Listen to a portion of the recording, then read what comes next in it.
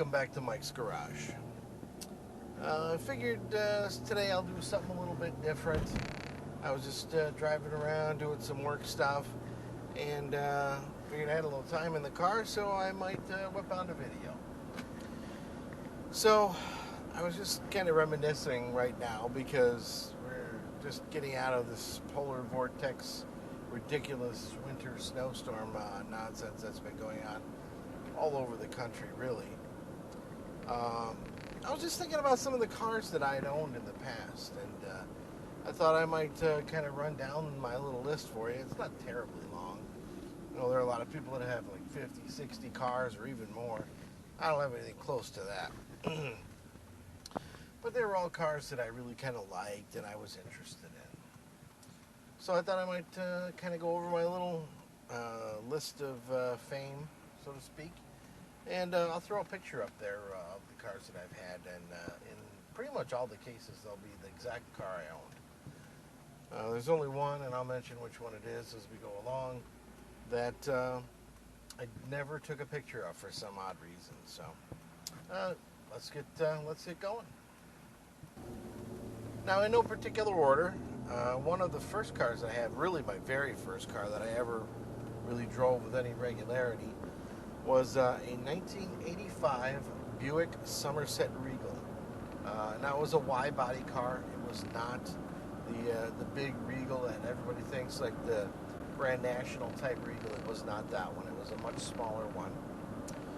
It had a 3-liter V6 with a 3-speed automatic transmission. It was really a fun car. It got great gas mileage. It was very comfortable. Had cloth seats. I did take it on a couple of trips when I was much younger, up to Wisconsin a few times with it, and drove it quite a long time. I actually got it for $800 with a burnt-up engine. So it actually had a oil pump that jammed, and I actually rebuilt the engine over the course of about a month with my dad's help in our shop, and drove it through high school and then into college. There was only one odd thing about it. It had a weird split radio design. It did have like a pod up on the top, which is the AM/FM tuner, and then below it, below the air conditioning controls, it actually had a tape player. Never understood why they did that, and they only did it for a year or two, because then they redesigned the dash and incorporated it into the cluster. But that was a really fun car. Another car I had was one of the free cars that I've had. It was a 1982 Lebaron Coupe with a brown velour interior and a bench seat. It was kind of a yellow. I think it was supposed to be like a beige with a brown vinyl top, but it looked kind of yellow. It actually had a hole in the floor on the passenger side, which I put a stop sign over and sprayed some rubberized compound on there to kind of seal it. So that was that kind of a repair. It was a beater car. I actually don't remember how many miles it had on it, but it always ran too fast because it needed a new carburetor. Which, that's the only car I didn't ever take a picture of. I don't know why, but I'll just kind of put up a stock photo of that one, as close as I can to the one I had. But I actually sold it, I think, for $400 after a year, so I got my use out of it. I think I only put like 2 struts and a muffler on it or something like that in that whole time. So it was kind of a fun car for a beater. Its top speed, 74 miles per hour. That was it. 74. It doesn't matter how fast or how downhill you were going, how far you put your foot on that gas. 74. That was it. Another one of my free beater cars. I actually had an 87 Ford Escort. I think they called it the Pony Coupe. It was the lowest trim level. It had no options. If I remember, it didn't even have air conditioning. Automatic transmission. I think it had an AM/FM radio, but it burned a heck of a lot of oil. It burned almost as much oil as gas. And I tried some engine cleaners in it and some oil thickeners, and it never really helped much. But it was just a beater. I fixed it up, put a couple things on it, I think a couple of tie rods. Drove it kind of through a winter, and then I sold it for about 500 bucks. It was a beater. It was not a good car at all. Another one of my free cars, and I've had a few over the years. I had a 1987 Oldsmobile Cutlass Sierra 2-door with the Tech 4 engine with that awful cartridge oil filter. You used to get oil everywhere anytime you changed your oil. I got it with a broken timing chain, and I rebuilt the engine. I actually drove that car for quite a while. It was actually kind of nice. And the picture you see up there, it's actually my niece and I washing it. When she was little, she liked to help. But I actually drove that car for a little while, and then I actually sold it for, I want to say like 2,200 bucks. So I actually did really well on that one. In all my years of car ownership, I've only had one brand new car that I didn't buy from somebody else. And I actually bought a brand new 1995 Pontiac Grand Am from Jacob's Twin Pontiac in Chicago, which isn't there anymore. I ordered it just the way I wanted it. It was forest green. It had tan cloth interior, power sunroof, all of the options except for the GT package, which gave it ground effects and variable speed steering. Otherwise, it was everything else. V6, it was the 3.1. It was a very quick car. It was a lot of fun. It had big 16-inch wheels on it, which at the time, that was, I think, the biggest wheel you could get. And it was great. I had it for quite a long time, about 4.5 years. And I actually bought it. It was $16,879, including tax and all that stuff. So I got a great deal on it. And when I sold it, I'd driven it for 4 years. It had almost 100,000 miles. And I sold it for about $8,200. And the people that bought it were just very happy to have it. And they knew it was really well taken care of. And it was. I babied that car. Detailed it all the time. So I actually got that worked out very well for everybody. I replaced my 95 Grand Am with a 1996 Sebring Convertible. It was forest green with a tan cloth top, the 2.5 liter V6 Mitsubishi engine. That car was great. I bought it. It had 31,000 miles on it. I got a great deal because I bought it in the middle of winter after a snowstorm. And actually, I drove it and had 31,000 miles. And when I got rid of it, it had 214,000 miles. Original transmission, original engine. I ended up giving it to my niece, so when she turned 16, she was very excited about that, and it was very cool for her to have that car. And it's actually still going today. It was actually sold to another mechanic who owned a automotive electronics shop, so he was just going to drive it as just a fun weekend car. So it's nice to know it's still being cared for.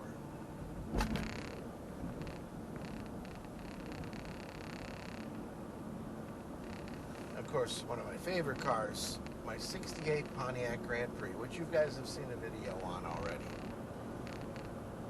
400 cubic inch, 4-barrel carburetors, dual exhaust, air conditioning car, very fun. April gold, matching ivy gold interior, black vinyl top. I've done a video on it, my mystery classic car video. That one is a lot of fun. I still enjoy driving it, I still have it, and that car's not going anywhere. That car is a family car. It's been around since new in my family, so not going to be gone anytime soon. Alright, now actually, if you've seen some of my videos, you know I do have a station wagon. I've actually had 3 station wagons. My first station wagon I had, it was a company car that spun a rod bearing. A company I worked for, they just didn't want to fix it, so they said, you know, if you want it, just take it, you can have it. So I took it, bought a used engine for it. engine was like 600 bucks, junkyard engine. It was a 1994 Ford Taurus Gl. So it was actually the really nice spec one. It actually had split bench seats with tan leather interior, and I took out the split bench and I put in 2 seats from a SHO with the bolster supports and power bolsters and everything, and a center console. It always had a column shift, so the shifter, I actually just kind of blacked it out on the bottom, so there wasn't a hole there. But that was a fun car. I drove that a lot. It was my work car. Drove it all over Indiana, Wisconsin, and northern Illinois. Got a lot of use out of it, and I actually passed it along to another person in the family that could use it. To replace my 94 Taurus, we actually got the side swiped. But just a little bit, just a few creases down the side, not too bad. But I decided to get something newer that looked a little bit nicer. I got a 2004 Ford Taurus Wagon. So it was the high trim level with leather seats, CD changer, basically all the options that you could get on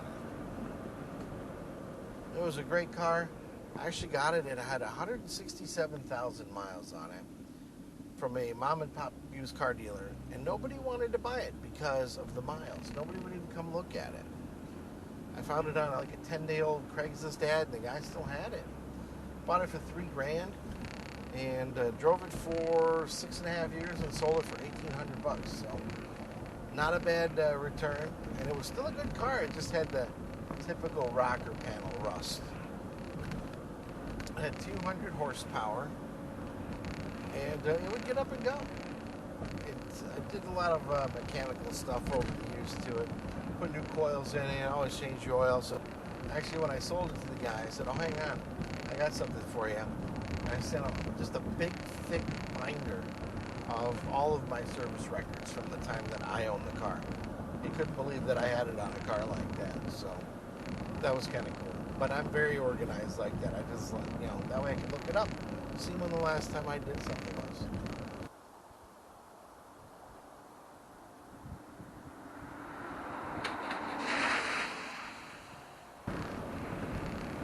One of the cars I had that I wish I'd kept was my 79 Cutlass Supreme Brougham Coupe. It was a really cool car. It just had the 307. It was a basic car. I think it had air conditioning, AM/FM radio, rear defroster, and automatic. With that little 307, it didn't move too quickly either. But it was unique in the fact that it was an all-original car. It only had 19,000 miles on it. And it was from an old lady that, really liked her things and very much cared for them and took care of everything. So it was almost like off the showroom floor. And it actually went to Houston, Texas. And the guy that bought it actually called me when he got it and said he couldn't believe how clean it was. And it was. I mean, even the underside of the car was clean. It was always parked on Oriental rugs and covered up, so it was babied. That's one of the cars that I do regret having sold. Another low mileage survivor that I do regret selling was I had a 1984 Chrysler New Yorker sedan.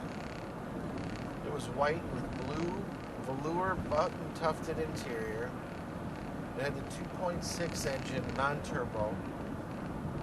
I got it from the estate of an older lady. I was actually just given it, just to people I knew. They said, "Get it out of here. We don't want it." Had it running within 10 minutes of getting it back to my shop. Ran okay. Carburetor eventually developed some issues, but replaced the carburetor and it ran like a top after that. Never really did much to it other than that, but it had 4,700. That's 4,700 original miles. So it was a very sparingly used vehicle. When I got it, it was in a garage with 6 padlocks on the door and moving blankets covering it up just so it wouldn't get damaged or scratched or scuffed. But yeah, that was a car that I wish that I still had, and I actually sold it for, I think, $3,800. I probably had about $300 into it total, and they got a good car. It was somebody that was really gonna kind of put it in their collection, as they'd had a car like that in the past. One of my other cars that you guys have seen is my 65 Ford Mustang with the straight six, all original with 39,000 miles on it now. Only came with 3 options from the factory: white wall tires, an AM radio, and an automatic transmission. Very cool car, lots of fun, like to drive it in the summer. This summer it's actually going to get a little suspension work. It's getting an extra leaf added to the rear springs as they're sagging a little bit, as it's over 55 years old now.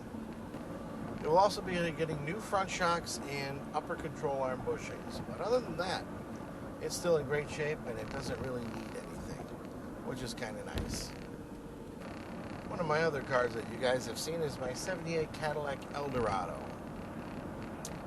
which sadly, as it is winter, is in storage right now.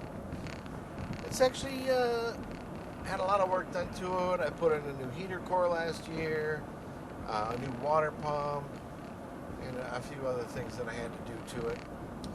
And the only thing it's going to need is it's developed a power steering leak somewhere, which I haven't gotten to figure out, and the cruise control needs to be repaired. I don't know what happened to it. It just stopped working one day. But it is the 78 Eldorado, the last year for the big body style. 425 cubic inch V8 engine, automatic transmission, no overdrive. Had the auto ride control and all the power options. Steering, brakes, windows, locks, you name it, it had it. Another one of my favorite cars that I still have, and you guys have seen it. It's my most popular video out there, so I appreciate you guys liking it. It's my 2006 Toyota Solara convertible.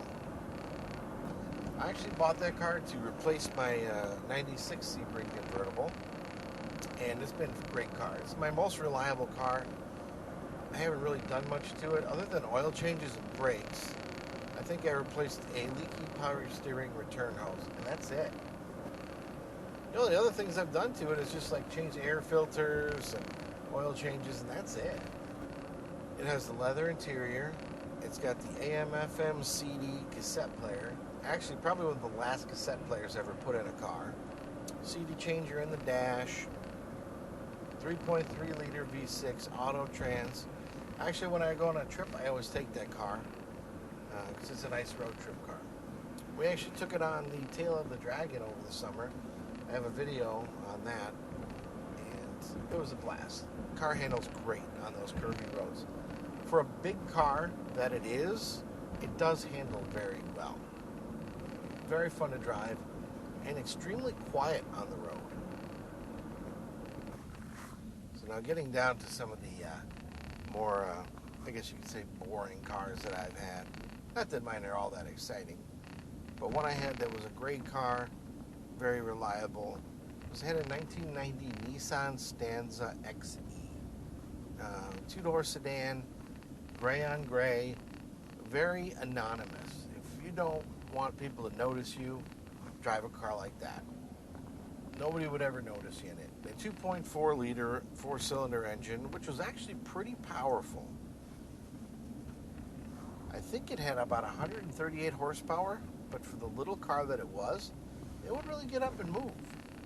So it was a pretty good car. It had a weak stereo, so it wasn't very good.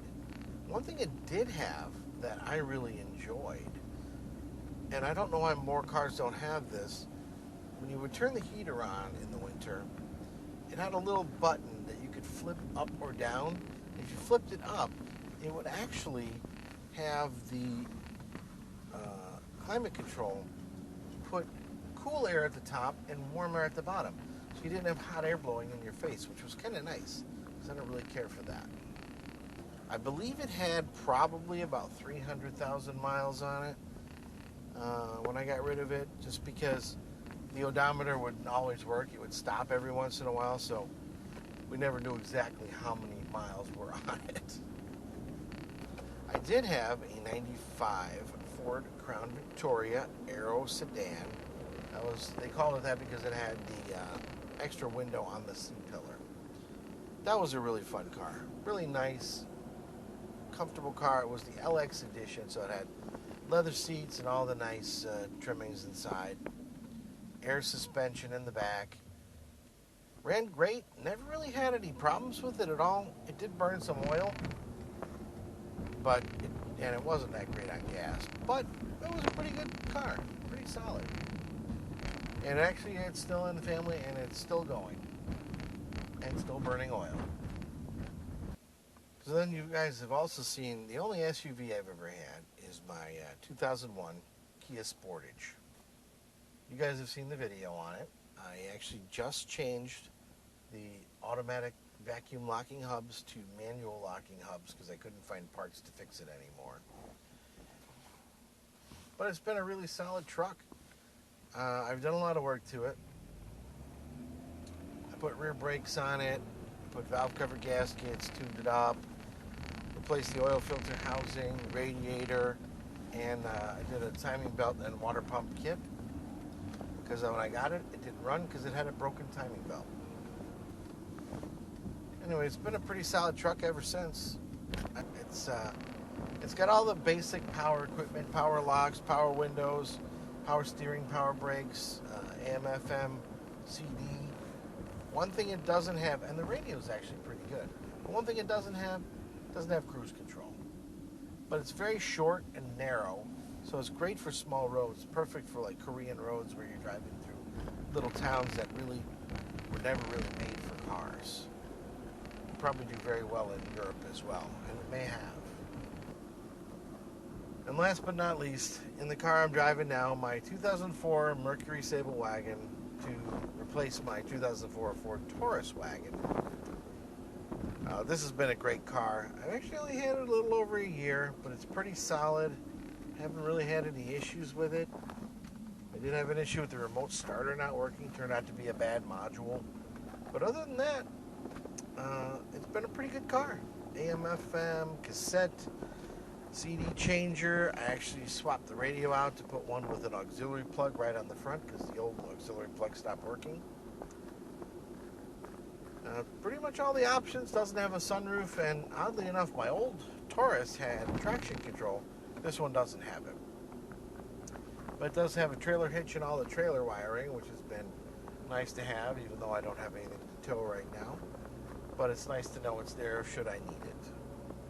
Just like my Taurus did, it has the dual overhead cam Duratec V6 3-liter, which is actually half of an Aston Martin engine. Aston Martin engines are Duratec engines, which was kind of interesting to find out. But I've got 858 miles on this thing now. And I got it, so I put about 15,000 miles on it in a little over a year I've had it. It's my daily workhorse. It always starts, always works. Got the Mach audio system, folding mirrors. These seats are actually swapped out of an earlier SHO, like a 2000, I believe it was. It was that way when I got it. And a console, which was aftermarket. But it works because then my leg has lots of room over here. And you know I like that. So I hope I didn't bore you with my snooze fest of my previous cars. I think it's, 18, I believe it is there. And I know a lot of people have Ferraris and Lamborghinis and Porsches, but these are just kind of the cars that normal, regular people have. You know, I don't have deep pockets to go out and buy a Lamborghini or whatever like that. I'm not really so much into the exotic cars. I'm more into classics. So if I had extra cash, I'd probably buy another classic. And I do have one coming. It's sort of a modern classic from the early 90s. And you guys will be seeing that pretty soon. Might be in one of the next videos that I do.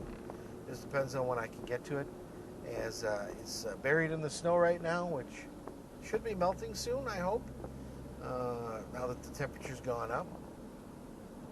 So hopefully I'll be able to get to it and do a video on it. Anyway, I thank you guys for watching. Please like, share, and subscribe if you like my videos. I hope I haven't rambled on too long this time. So thanks again, and we'll see you next time. Take care.